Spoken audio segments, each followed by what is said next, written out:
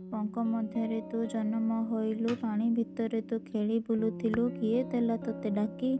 କେଉଁ ଆଶା ନେଇ ଉପରକୁ ଆସି ଛିଡ଼ା ହେଲୁ ମୁଣ୍ଡ ଟେକି?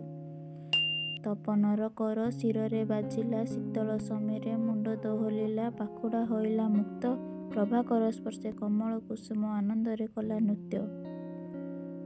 ବିଧାତା ଗଢ଼ିଲା ଲୋହିତ ଶ୍ଵେତରୁ, ସୁନ୍ଦର କୁସୁମ ଅପରୂପା ଚାରୁ। ଆନନ୍ଦିତ ଦେବୀ ଦେବା, ନର ନାରୀ ଗଣେ ଶରଧାରେ ନେଇ କରିଲେ ଦେବଙ୍କ ସେବା।